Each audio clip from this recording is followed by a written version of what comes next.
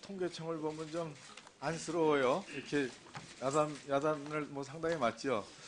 근데 저도 좀 그 자존심이 상하는 게 이제 이런 겁니다.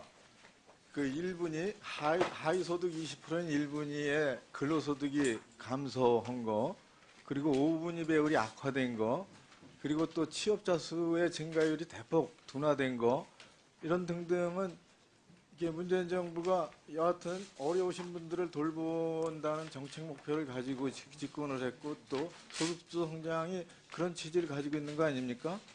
그게 상당히 좀 자존심이 상해요. 그래서 제가 이 부분은 계속 조금 생각을 가지고 연구를 해봤어요. 표를 좀 보여주시죠. 자, 이 표에 보면은 1분위에 하위 20%인 1분위의 2인 가구 이상에서 근로소득과 이전소득이 2018년 1, 4분기에 크로스가 됩니다. 이건 김광진 선배님이 여러 번 지적을 해주셨어요. 근데 추세를 보면은 그때 꺾였습니다. 그리고 현재는 그 표대로 이전소득이 65만 원이고 근로소득이 43만 원이고 사업소득이 22만 원이에요. 사업소득하고 근로소득을 합쳐서 이전소득하고 이제 딱 맞아 떨어졌어요. 자, 근로소득하고 이전소득이 크로스된 거에 대해서 여러 해석들이 있었습니다. 이게 남미형으로 가고 이를테면 배급으로 가는 거 아니냐, 그거는 경계해야 된다, 이런 지적이 있으시고, 또 1분위에 근로하시는 분들이 최저임금이 급격하게 상승해서 일자리를 잃어서 이렇게 됐다라는 지적도 있고 등. 그런데 저는 전혀 그렇지 않다라고 말씀을 드리겠습니다. 자, 소득은 사람에 의해서 일어나는 거죠. 그 다음 표. 자, 매번 1분위 근로소득하고 1분위의 근로가구와 비근로가구의 비중을 이렇게 표로 다 통계청에서 주신 겁니다. 제가 만든 거 아니에요.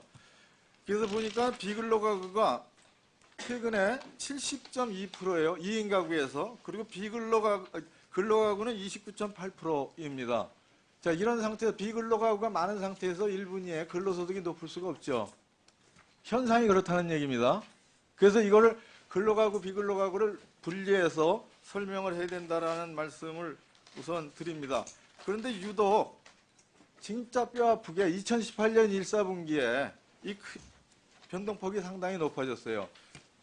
근데 이게 왜 그런가를 봤어요. 자, 다음 표. 1, 4분기는 계절적 요인 등에 의해 가지고 30세 이하나 어르신들이나 취업률이 상당히 안 좋아요. 전체적으로 통계도 그렇죠. 계절적 요인이 뭡니까? 겨울에는 이제 현장에서 일자리가 줄고, 또 어르신들 공공사업회도 영하 10도 이럴 때는 안 나가지 않습니까? 예. 그리고 지자체가 그걸 준비하는 게 1월달, 2월달에는 준비를 하지 3, 4월서부터 하게 됩니다.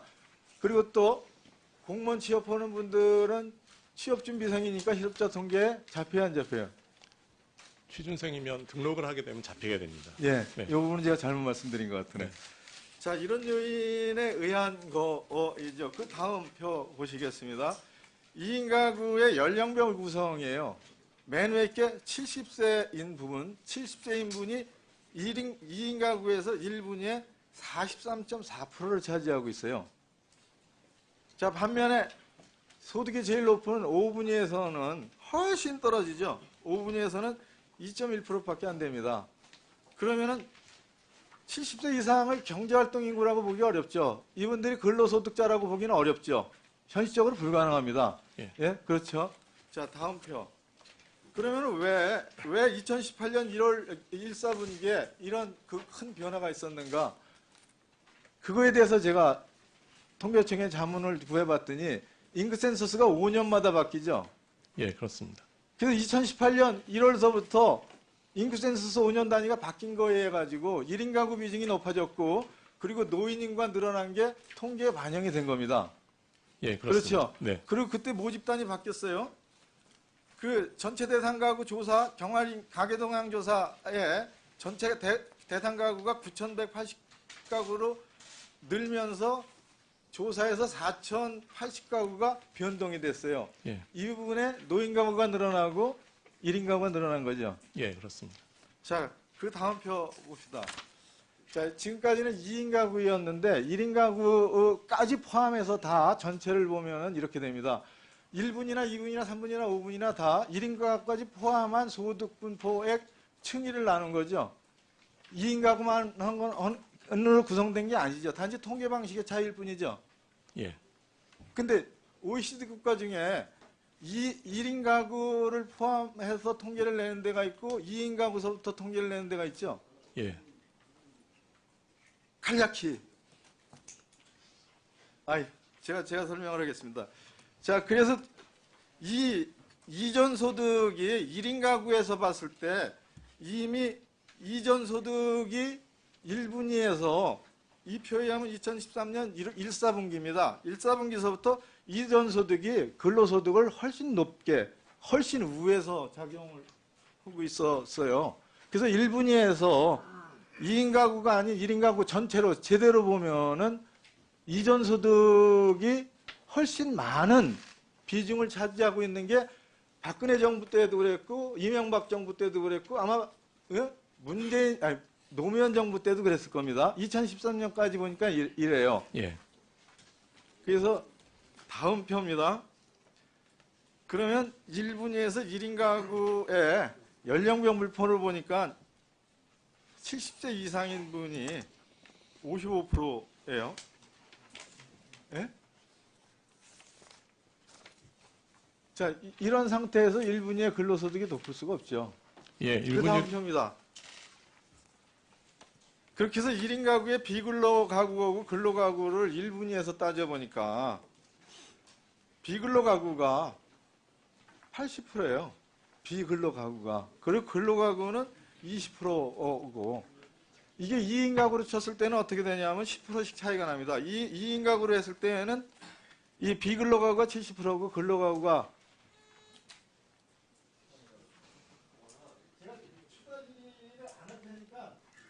그렇게 하지 마시고 그냥 1분 내에 정리하십시오. 네. 자, 그리고 그 다음 표입니다.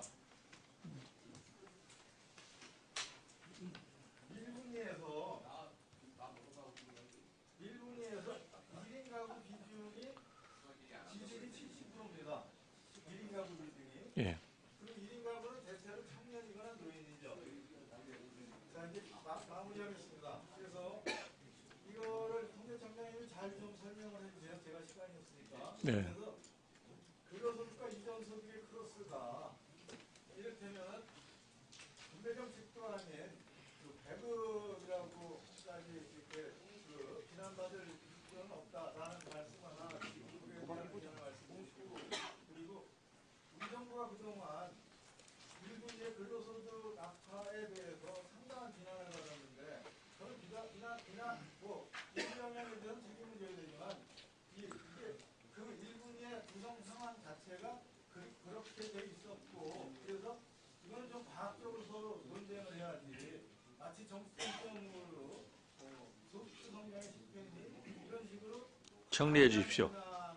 좀 자제되어야 오히려 우리가 정상토론할 수 있지 않겠는가 이런 주장을 합니다. 저는 예. 이에 대해서 예, 의원님 말씀하신 대로 그 1인 가구까지 포함했을 때 1분위에 고령 가구, 무직 가구 혹은 비근로 가구가 포함될 확률이 높아지고 1인 가구가 포함될 확률이 높아지게 됩니다. 따라서 가구 소득 구성에 있어서도 근로소득의 비중이 낮아질 수밖에 없고요.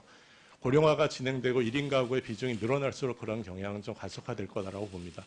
다만 1분위 가구 안에도 이제 가구주가 아니더라도 근로자가 있는 경우가 있고 하기 때문에 그 1분위의 근로소득 악화를 모두 그 고령자의 비중 증가 탓으로 볼 수는 없겠습니다만 분명히 그런 측면 그 경향성은 작동하고 있고 그 근로소득의 부족을 상쇄하기 위해서 각종 복지 지출이 늘어나면서 이전 소득의 비중이 자연스럽게 증가하는 추세에 있다라고 말씀드릴 수 있습니다. 자, 예. 존경하는 김정우 의원님.